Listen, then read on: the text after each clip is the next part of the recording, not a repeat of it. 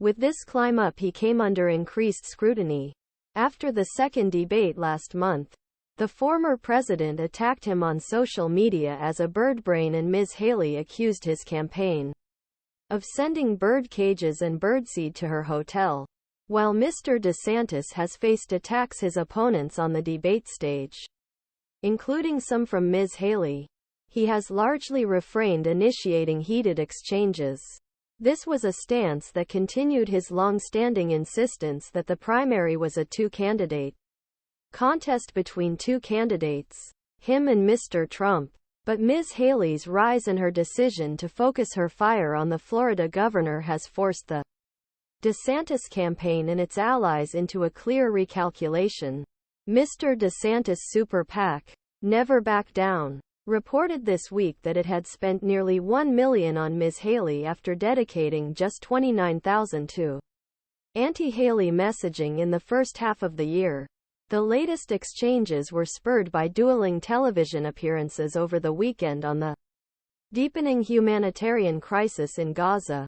Last week, Mr. DeSantis doubled down on his opposition to helping the region's nearly 1 million people who lack food, clean water and shelter. Ms. Haley countered view, saying the majority of Palestinians do not support Hamas and that America has always been sympathetic to the fact you can separate civilians from terrorists.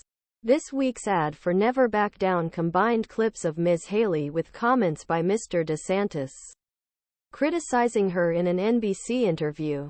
"He's trying to be politically correct," she says "He's trying to please the media and people on the left."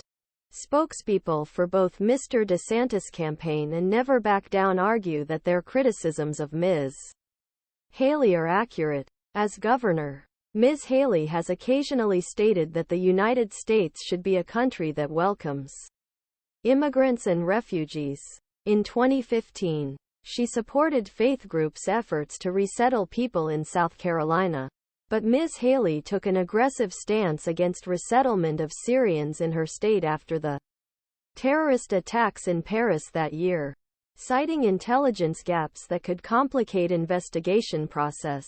Now coming under fire from Mr. DeSantis, his campaign has highlighted his hardline record on immigration policies as governor and portrayed him as staunchly opposed to accepting people from the Middle East. The disagreements highlight how Republicans are united behind Mr. Trump's hardline approach to immigration and the nation's borders, with Mr. DeSantis and Ms. Haley largely in agreement, even as they remain divided on other aspects of his isolationist America First agenda.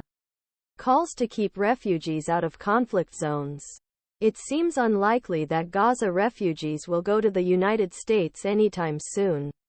Yet at a DeSantis campaign event in South Carolina on Thursday, the crowd applauded when Mr. DeSantis promised that, as president, he would accept 0 people from Gaza, adding that he opposed the importation of pathologies from the Middle East.